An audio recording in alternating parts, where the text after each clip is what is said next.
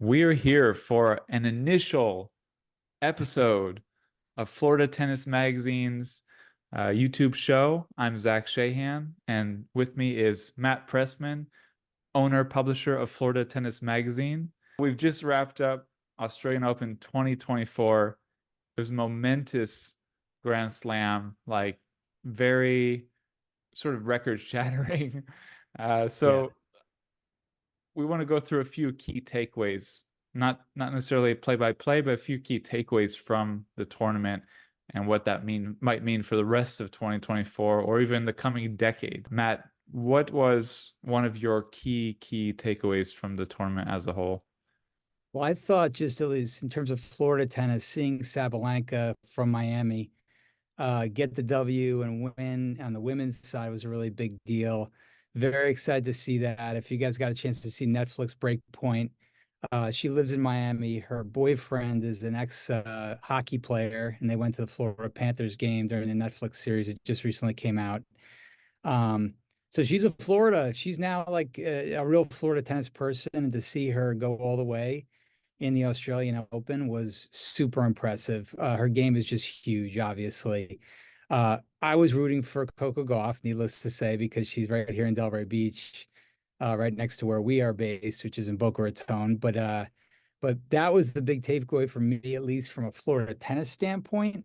But from the men's side of the draw, seeing Sinner get his first Grand Slam title, uh, taking down Medvedev, that was pretty impressive. And I'm a big fan of Sinner. I think he's got a great game.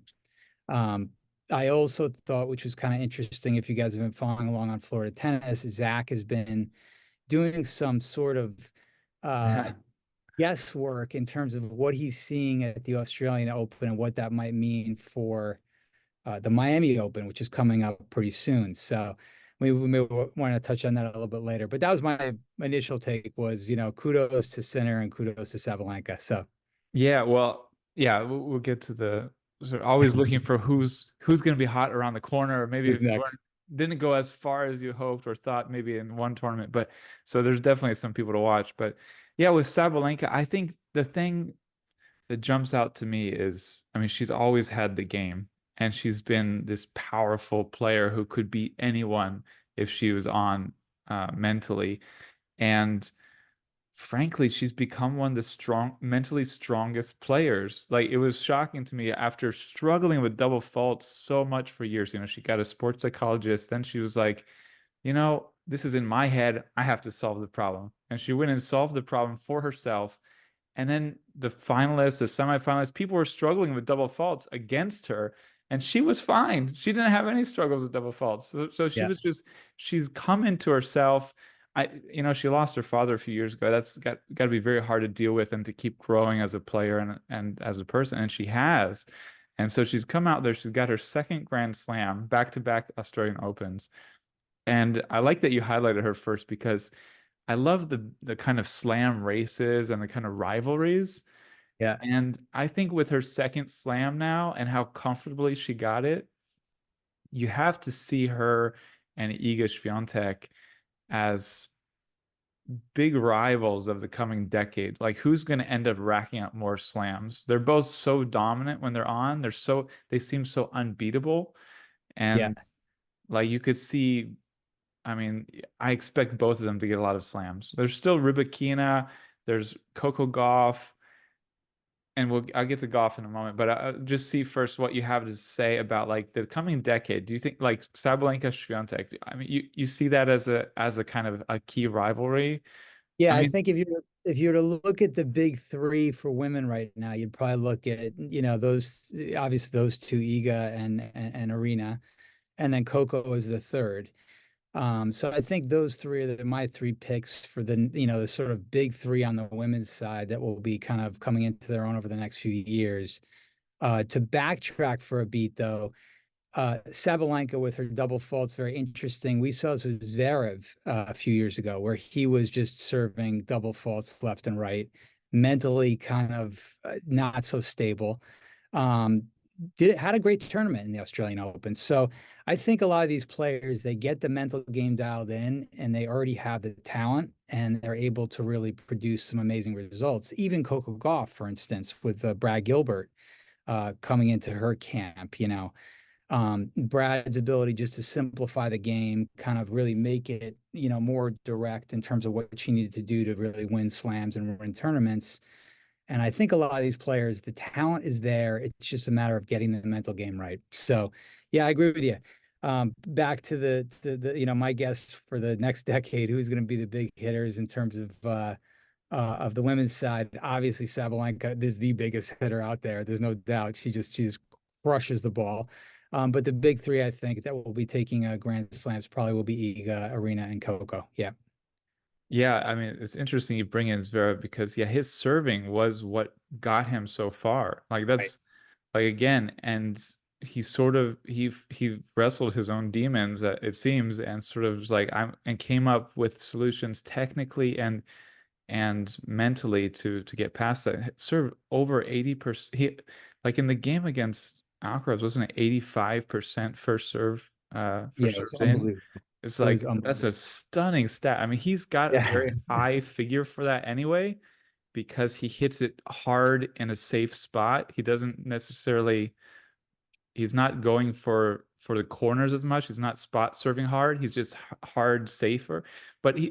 with enough you know that you can't just bunt it back, So I don't know. What do you think on how he solved technically or just mentally that serving challenge?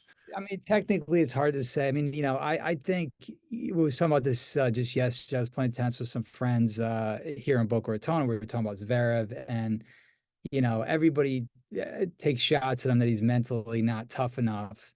But again, not to go back to that Netflix series, but I'm so obsessed with it. It's such a great series.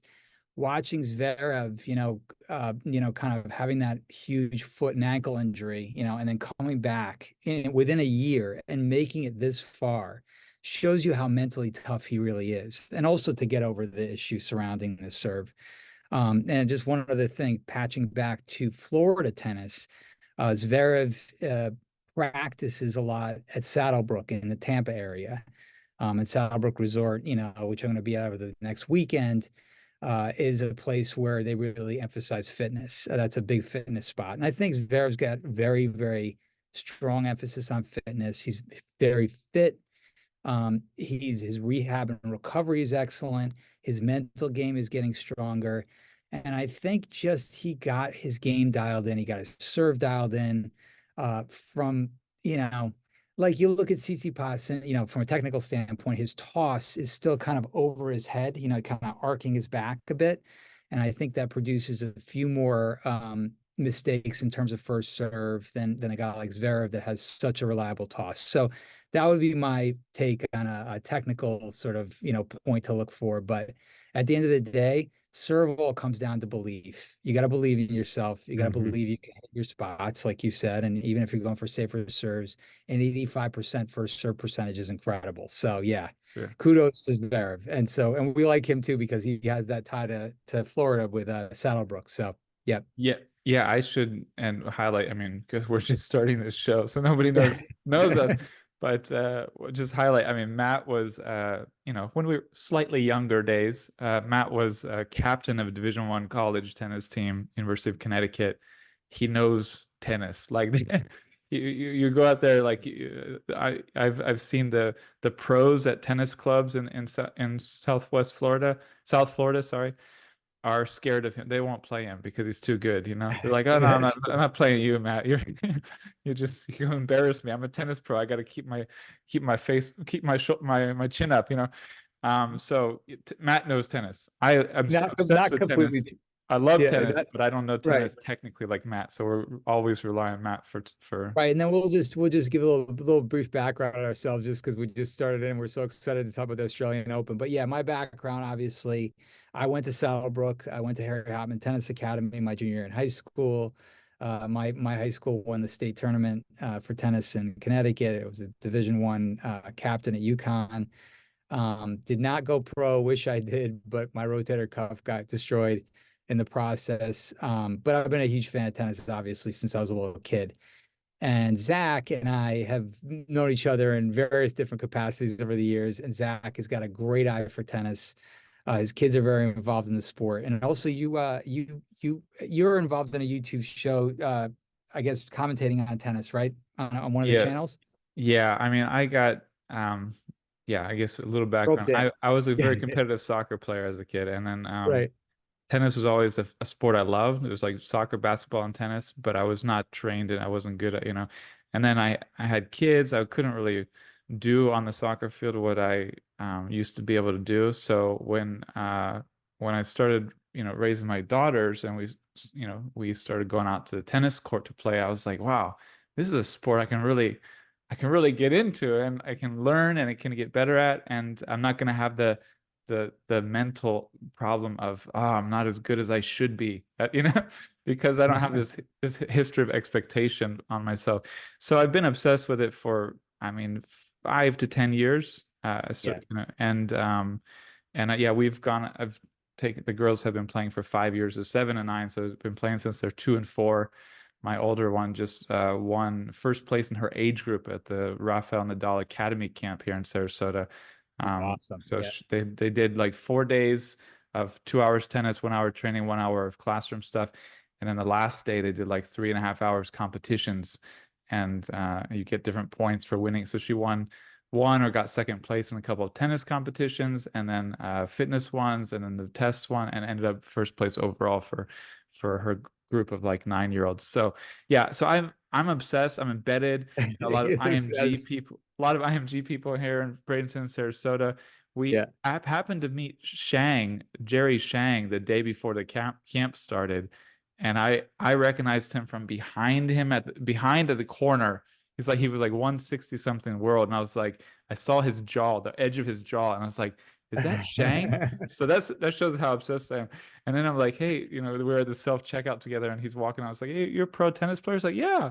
And he and his dad were just beaming that I probably was the first person to recognize him, because I thought he was even higher ranked than 160 something. But I was like, oh, I guess he's 18 years old. He went to Hong Kong before the Australian Open, beat Tiafoe, Yeah. took A a big set win. off of Rublev. Like Yep. he beat Jere, top Serbian player. So Yeah. he's good. He got He's embarrassed legit. by Alcaraz, but we'll talk about him more later. But that's sort of Yeah. my background, and I'm obsessed with it. So I know a lot, but I don't have the technical background that Matt Pressman has. So we're gonna always rely on Matt as the. But there's a top YouTube, yeah, and I do some commentary on a popular YouTube channel, Game to Love. I'd say Yeah. the most popular YouTube channel for tennis is Gil Gross's channel, Monday Match Analysis, or Gil Gross, and he's also on this tennis channel podcast called Three, and he highlights that there's different mental games. So you can't say, oh, this guy's good at the mental game, this guy's bad at the mental game. It's not just one. There's not just one mental game. So I would Zverev agree. has struggled with some aspects of the mental game, but he's also been extremely strong in his commitment, his willingness to just keep going, to push through adversity. And I think that's what you were highlighting really well. And I mean, I Yeah. think it is stunning that he got back to this level so quickly after such a serious injury, especially when his game is so based on movement. And Yeah. and I would be freaked out about moving the same way after what happened to, tearing a ligament like that. But you saw him just rising quickly, and then I mean, he won that match. I mean, Alcaraz maybe not at his best, but he was put off by how good Zverev was. So it's like it's sort of like the case of what happened with Sinner and Djokovic, where Djokovic was not at his best, clearly, but Yeah. Sinner put him off. Sinner Yeah. played so well. He played like a young Djokovic, and Djokovic knew Sinner had more stamina, more fitness, was going to be able to grind it out more, Yep. and sort of had to try to play his best. So he was sort of forcing this back, like, play your best or you're going to lose, and he knew it. And Sinner was sort of playing the role of Djokovic, like, I'm just going to put constant heavy pressure on you deep, Right. not miss anything, and you're going to feel the pressure enough that you crack. So it's like the script was flipped, and Sinner sort of like played Djokovic's game against him so well that Djokovic just wasn't ready for it. I mean, there's also a question of wind. He's that's sort of his one sort of Achilles heel, you might say, with Yeah. Djokovic is wind. But what do you think on Center. the Sinner Djokovic? Yeah, I Uh, mean, you could spend even 5 minutes. This is a very interesting thing to take a look at, right? So Sinner and Djokovic, where's it going to go from here? I mean, Sinner is in the last what month he's beaten him 3 times. That's unbelievable when you think about it. That's just unbelievable. So Yeah, Sinner, and just to interject, like yeah, one thing with Djokovic, like if you might beat him, but right, then the next match he's normally gonna destroy you. Like he doesn't. right, He's like, okay, you got me. Now I'm gonna show you who's boss. And he sort of did that in the ATP finals. And especially if the stage gets bigger, he's like, oh, you beat me in this smaller stage. Now I'm gonna beat you in the Grand Slam or whatever. And so that's what was, I think, a big shocker was like you expect Djokovic to come out at his best, and clearly he right. wasn't Guns at his best. blazing, But guns yeah, blazing. I'm sorry. I just I wanted can to highlight that 'cause no, people highlight how totally good he is at legitimate. getting revenge. And so I was watching him interviewed at some point. He was talking about how when Alcaraz beat him during Wimbledon, he was so angry about it that he came and he won every tournament he was in the US, right? So he just ran through every tournament in the US, including taking down Alcaraz with ease. And so I think you're going to see that happen. He's going to go back into the lab, figure out what went wrong with Sinner. What did Sinner figure out about his game where he needs to sort of tweak things and get it right? And so I think he's a seasoned player, obviously, and he knows how to figure out what it is that Sinner has found this sort of secret recipe to beat him. And he's gonna go into the lab. He's gonna go into his toolkit and he's gonna find some different things in the next time they play. I think one thing about Djokovic is he thrives off of that rivalry, off of that sort of, me against the world. How am I going to be able to prove myself? And he's always like pushing himself hard. Like even though he's the top, he's the best ever, the GOAT, he still likes to have, much like Michael Jordan did, that like, he's always looking for something to take down that other player. And I think this is fuel for Djokovic. And so again, is it any kind of technical thing that I think technicality that he sees that he can use against Sinner? Did Sinner do something really special? I don't know. It's hard to say, but I can say this that Djokovic will use this as fuel. And this will be, you'll see a different Djokovic next time these two face off. Yeah, I agree. I was you think of the Netflix series The Last Dance, and Michael Jordan Yeah. with many Yeah. many things. He's like, I took that personally, or that was Right. personal. It's like many he would even use he would create like personal vendettas. And Yeah. Djokovic is exactly, it seems like Just exactly like the him. same, where he'll Yeah. create an enemy somewhere to raise his level, to raise his fire to play better. Yeah. And yeah, I mean this was his house. He'd been to the semifinals 10 times and he won it all 10 times and he won the final all 10 times. It was 20-0 after reaching the semifinals. So he's gonna be like, you beat me in my house. Yeah. Like Yeah. that's not okay. And I just feel like he put a little bit too much pressure on himself to hit big. He like his strategy with Sinner that's worked well recently is like hitting bigger and sort of Yeah. hitting big enough that Sinner can't play his game. Right. And I think he just wasn't feeling it that day, and Yeah. he couldn't feel it. He couldn't get into it. And every time, like it seemed like, oh, maybe he's finally getting into his groove. Like we've seen many times where he's like lets a set or two drop, and then he gets into his groove, and he's like in lockdown mode, and he can't miss. He missed so many. He had so many unforced errors. He just never got into his groove. So I feel like it was partly his own mental or physical thing. I guess he was struggling with respiratory, but I agree he's gonna come back stronger, and he's gonna. I think he's still got a few slam titles in him. I think he's gonna rack up a few more Grand Yeah. Slams and gonna really be. I think he's gonna really try to set himself far ahead of the pack Yeah. in that Far ahead. regard. I mean, he I could agree. win And any of them this I, year. Yeah. I I think one thing you said is interesting that we may want to highlight, and that is that, Djokovic has a tendency, especially in slams, to start drop two sets, and 5 set matches going into a final or a semifinal. I think potentially, as he gets older, that will get more difficult. Understanding, and you probably know this better because you're such an avid, you're watching tennis so much. I would say I think Sinner did not drop a set during the Australian Open, or only maybe dropped one set, right? Or Sinner, he didn't even have a break point against him yeah, until the final.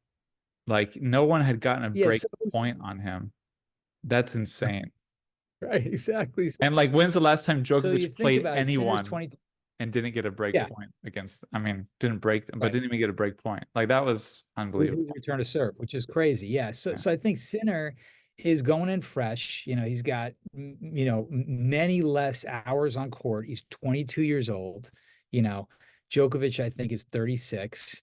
And it's like, at this stage of the game, can Djokovic afford to have a lot of 4 or 5 set matches going into a semifinal or a final against a guy like Alcaraz or Sinner? And I would say, sure, he can definitely afford it, but it won't be as easy as he gets older to be able to have that many hours on court, with the respiratory issues he was discussing and things like that. And there's always There's injuries and always things, something.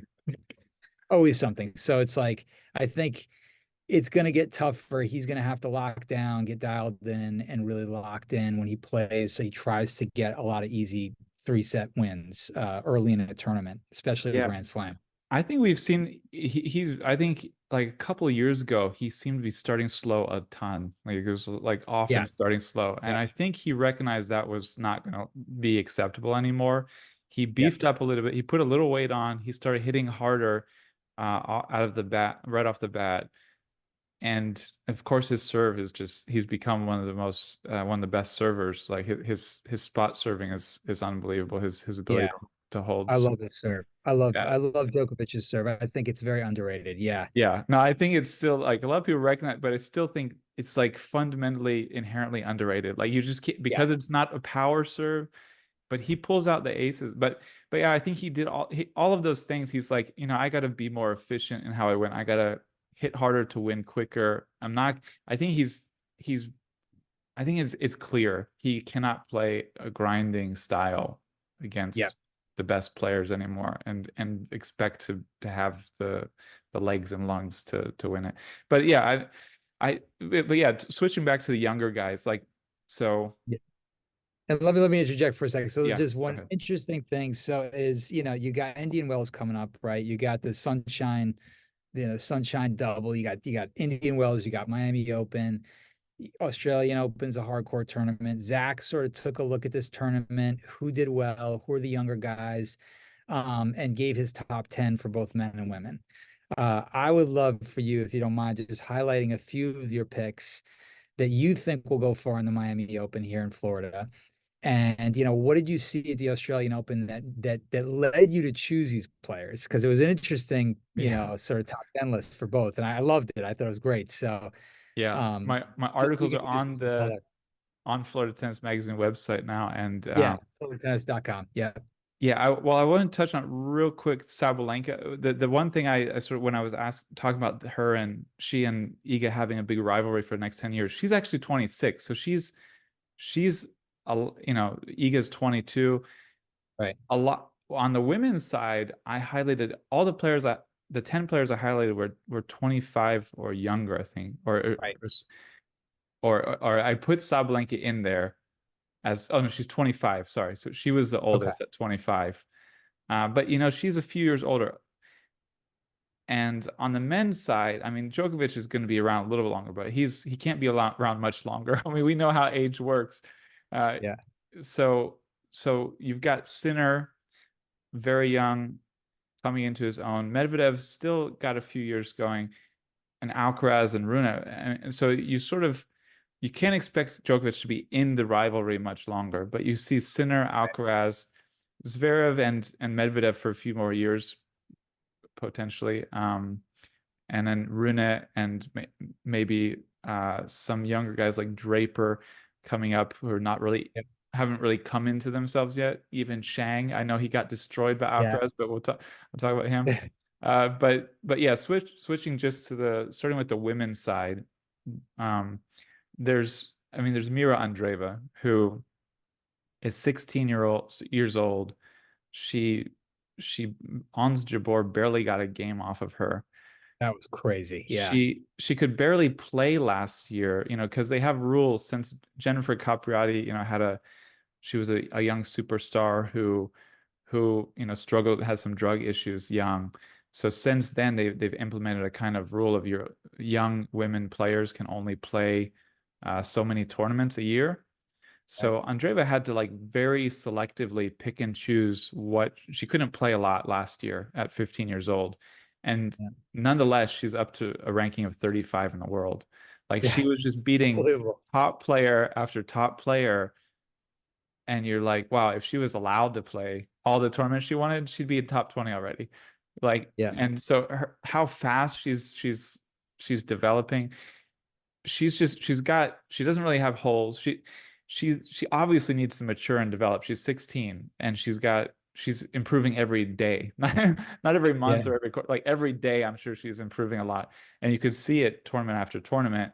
She had beaten Krejcikova twice in the past year, but Krejcikova ended up knocking her out of this tournament with a really strong third set veteran kind of grind it out, play my best at the end way of beating her. Otherwise, who knows how far she would have gone. She still struggles a little bit with the biggest hitters. That seems to be Yeah. her one weakness. So I think against a Sabalenka, a Coco Gauff, and Iga Swiatek, still has to learn to adapt to that game, and she needs to learn how to finish some games quicker, perhaps with bigger hitting. But I mean, she's one to watch. You have to expect she's going to have Grand Slam titles, and she's going to be one of the big contenders. Along with, you mentioned Coco Gauff and Sabalenka, Rybakina as well. Rybakina absolutely wiped Sabalenka off the court in a tournament Yeah. before Australian Open in Yeah. Australia, Easily. and then she played another tournament. And everyone was like, why are you playing another tournament? Two tournaments 2 weeks before Australian Open. She was, reigning finalist. She had best women's match, I believe. I recall watching was Sabalenka Rybakina last year Australian Open final. They were hitting the ball. I mean, their ground stroke speeds Fun. were comparable to the ATP. Like they were hitting, I think, above average or around the ATP speed. Right. In that match, and they weren't missing much. So I see her being there as well. But it's a little, I don't, well, it's so there's those are the ones that I really have an eye on. But Now, how Coco, about for men's? How about for well, men's? the thing I was gonna say about Coco too is Yeah. she's Yeah. 19 still. I know it's Like crazy. this is what is always mind blowing with Coco Gauff. You think, oh, she's been around for years. She must be 22 or something by now. She's still 19.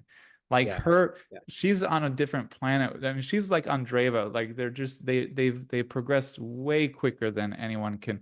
And Andreeva's got an older sister who's like trying to break through, but and Right. it's just a different story for these two. And I think Coco's speech was really telling because she was like, I have a lot to work on still. I have a lot to improve. Yeah.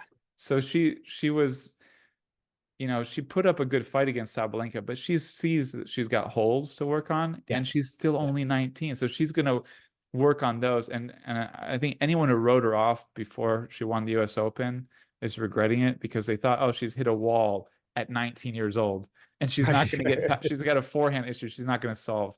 She's done. Yeah. It's like, no, she's still a kid.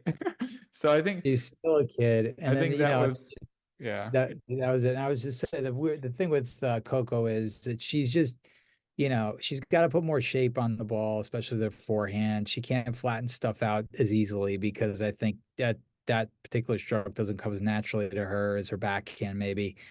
And so, yeah, I mean, look, she's in incredible shape. She runs down balls like nobody I've ever seen on the women's side. I mean, it's shocking what she did in that final against Sabalenka. But Sabalenka still can out hit her. yeah, and is a little bit smarter sometimes on court. And I think right Yes. now, Coco's just playing percentage tennis. She's just keeping the ball in play. She's really good off her heels, off her back foot, when she's on defense. But she's got an incredible offensive game. She's just putting the pieces together. Coco's got a lot of upside still. So I think there's going to be a lot of development and maturity in her game over the next, call it 12 to 24 months. We're just beginning to see it now. There's going to be some hiccups along the way, but look, the game's going to move quickly with Sabalenka now maturing as well. It's going to force Coco to mature. So Yeah. yeah, I think it's And I was thinking similar with Coco, like mentally, you obviously she's very mature for her age. She's a very mature, wise young lady, and she gets a lot of credit for that. But I feel like there's still a lot to her mental game that she needs to work on to be at that top tier right. consistently. And I think sometimes she wants it so much, she gets a little impatient on the court. She gets a little bit too thrown off when her game is not working, and she needs to just more calmly, like, step back, look at it. And it's interesting what you said about her playing like sort of percentage tennis, and sort of not necessarily always knowing when to like just be in it and when to go for it. Like, Right. so she sort of has to time that out more. And I think having so much success young, it's got to be hard because she's just beating people without having to learn that stuff. Right. And Right. then And yeah, I would say to that point, I mean, her style before was just run and gun, all talent, just going for shots. And and really not learning the other side of the game, which is Brad Gilbert's winning ugly, right? Which is just keeping the ball in play, looking for big targets when you're on the court. I mean, these are the kind of things that I think, as you mature and you develop, especially as you get tired in a match, you need to be able to accomplish successfully to be able to win and win big. And we saw her do that very quickly, in the sort of summer of last year when she started winning all these hardcore tournaments leading into the US Open. She started to play a much smarter game. And I think now she has to kind of pivot and get more towards she has a good defense. She plays a safer game. She's got to be able to kind of almost like sprinkle in more offense when needed. She's just got to learn that her game is developing and maturing quickly, and she just needs to kind of learn how to play this new style of tennis. So I think that's going to come, like I said, with some hiccups, but she'll get there. yeah, I'd love to hear that a little bit. I know you just talked about, but I'd love to hear a little bit more from you about that because particularly Matt, you play a ridiculously intelligent style of tennis. Like Oh, you do not just like pound people off the court with a big forehand or backhand. You are like an intelligence player, and yeah. Well, you know how to manage that stuff so well. I'm curious to hear you talk a little bit more about how Coco can go about doing that. Yeah, yeah. how she can do that to win because she's got all the skills and athleticism, and it's sort of just about managing the court a little more, right? I mean, Yeah, well, thank you for saying that. I mean, obviously, I only went so far as a junior, and then now at my age, 50 plus years old, playing a lot of younger guys, you have to be smarter on the court, right? And so I think the key thing that I learned, at least at Saddlebrook, when I went there as a junior, was how do you play when you're tired? When you're just absolutely exhausted, when you're just, you're up against it, you've been through a few rounds in a tournament, your legs aren't under you. How do you still win? And that really comes down to playing percentage tennis, playing a safer brand of tennis, being able to mix and match pace with different spins, different placement, different strategies, not showing any kind of patterns, keeping people guessing because tennis is really a game, at least from my standpoint, from the way that I look at it, of understanding time and space, right? So if you're able to control both time and space on a tennis court, you can get people into trouble. And I see Coco doing that. I think she's doing a really good job of doing that. But somebody like Sabalenka, she's taking all your time away. She's just hitting the ball a ton, right? Um, someone like Coco, though, has the fitness to keep up with her. But she has to learn how to dictate. She has to be able to do both. She has to be able to be good Mhm. defensively, but also dictate points. And she did that in the U.S. Open final. If you saw, halfway through the second set into the third set, she's being able to dictate points. So, in my opinion, I mean, everybody's got a different view on tennis. Is obviously raging on how to win, but it's really about learning how to dictate Yeah. Well, points, and that can be done. Yeah. go ahead. That can be done, you said. No, no, there's just yeah, a number of different ways, and I think at the end of the day, you look at Medvedev, right? He's just this lanky, tall guy. He softballs it, you know what I mean? Like sometimes he's just patty caking the ball. He hits great angles. Sometimes he comes in a lot. Sometimes he's returning from, basically where the umpires are. Sometimes he'll play up against it. He's always thinking about disrupting. It's like patterns that you see players, he Yeah. always wants to disrupt. Yeah. And that's something that I try to do, not nearly No, to the level yeah. that I wish I could. I like that you bring it Yeah. up because he's sort of like the ultimate version of what you do in some ways. I mean, it's a different game, but he's a unique player. But Yeah. it's like, Yeah. but exactly what you said. Like he goes in there, he Scrappy. finds how to disrupt the other player. Like you sort Yeah. of like work it around and figure out where to disrupt them. And I mean, it was fascinating final because I mean, others have pointed out Medvedev started that match like he's never started any match before. Right. He Right. started up by the baseline, Unbelievable. crushing the ball. It was hilarious because it flipped the switch. Like he was playing crush the ball, play by the baseline, and Sinner was like, let's run down the other guy's legs. I mean, and it was just hilarious. But yeah, I mean, it shocked Sinner. I mean, Sinner was thrown off. He was like, what is happening? I've just played Yeah. this guy several times. This is not Medvedev. This is, and everyone's like, but he's so willing to adapt and to like figure out what disrupts the other play. I love the way you put that. So it was a fascinating final. He almost got through. I mean, there was a point where he almost got to 6-1 in the second set. He was at 5-1 serving. And I feel like if he had gotten that service game, the match could have been he could have won that match perhaps. Perhaps I that would mean, have been the kind of I mean, Sinner still had once he got into his groove, he had him he was the better player. He was the better player in the tournament, and he was there to win it if he could play his game.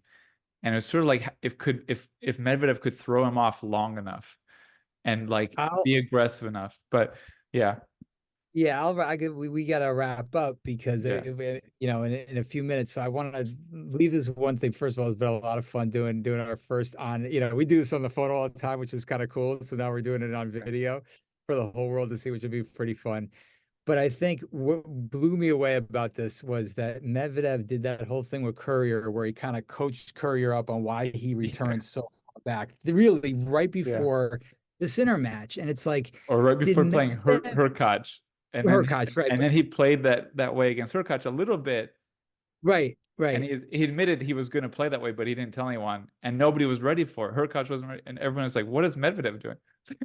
And so you got to think to yourself, is Medvedev so much a chess player that he's really thinking that even an interview after the match is setting him up for his next match with Hubi, the next match. But Yeah, it's so interesting. Medvedev is such a thoughtful player. He's great at chess, and it is, and you can see it with that strategy. Like he's always thinking how do you pattern disrupt people? How do you yeah, break up their routines and how do you get them off their game? Because that's how, most tennis players thrive is when they get a routine going. yeah, And so when exactly. that routine's broken, they're in trouble. That's Yeah, so and many people. Yeah, go ahead. there's a lot more to say about that with the Sinner Djokovic thing, but I'll finally get to the thing you wanted me to talk about from the beginning, which is if you go to Yeah. floridatennis.com, you can find these 10 players I highlighted. I'll just list them real quick. There's a lot more Okay. explanation on them. Okay. But there's Hubi Hurkacz, Tommy Paul, Ben Shelton, Adrian Manarino, Jack Draper, Grigor Dimitrov, Nuno Borges, Arthur Cazot, Yannick Sinner, and Jerry Shang. And I've got cases for why they're really hot young fun players to watch. But I'll just finish with a comment on Hurkacz because it exactly Yeah, plays into what you were talking about, which is Hurkacz has been a top 10 player. He was able to win the Miami Open a couple years ago on having a great serve. Now I think he's widely regarded as having the best serve on tour. He's the best server on tour by many metrics. Djokovic last year in Wimbledon said he never felt so helpless against right. someone's serve. So I think that's a High testament. praise. That's high praise. Yeah. But then he would play this passive, like just keep the ball in play rally game, and the top tier players would beat him, and they'd be like, oh, they'll find a break here or there, and he wouldn't be able to break, and he wouldn't dictate enough. He wouldn't control time and space enough, as you said, Right. and Right. and his forehand would break down with unforced error, a high unforced error rate compared to anyone in the top 50, pretty much. So for a long time, people were like, you need to hit that forehand harder, and that's gonna help you to dictate play, control the point more, and not get into so many long rallies, and actually hit the court more with the forehand, make fewer unforced errors on the forehand. And he started doing it at the end of last year. It got some people really excited, and he did it phenomenally at Australian Open. I think he's going to be a force to be reckoned with this year. I mean, he's really reaching the top of his potential, and his forehand is looking massive. If he keeps us up and gets better at controlling the match with his forehand as well, I mean, it's the forehand that hits all the aces. So it's the same arm. He just needs to channel it better in the rallies, and I think he's starting to do that. So he's my top. He's a top guy to really, people underrate him and sort of forget about him, and I think he's going to change that this year a little bit. Well, I think to build a bridge to the next episode and to leave us at a little cliffhanger here, what we can do maybe in the next episode is sort of go through some of those picks of yours. I think they're really interesting picks, why you picked them. And I will say this for those, watching this video. Zach was one of the first ones that kind of turned me on to Ben Shelton and his thought that Shelton was going to go far. And this is when Shelton was ranked, was just kind of just coming up the ranks. And we put him on our first cover of Florida Tennis. And I'll give Zach props here because that was really a spark for me to think more deeply about how good this kid was. And it was a weird cover to choose, right? And it was our first cover, and it was at US Open. And we wound up looking like geniuses, because the first cover that I did was Ben Shelton, and then all of a sudden Ben Shelton's in the semifinal of the US Open. So you've made some really good picks Well, before.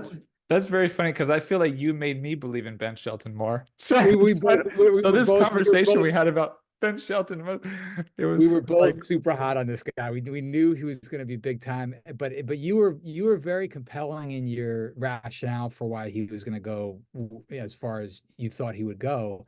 And I had the inkling that he might, but after talking to you, I really became a strong believer. So, that's so anyways, funny because I feel like it's the opposite. So we have to go into depth on each of these guys. Thank you, Matt. thank you, That Zach. that was awesome. I think that was a lot of fun.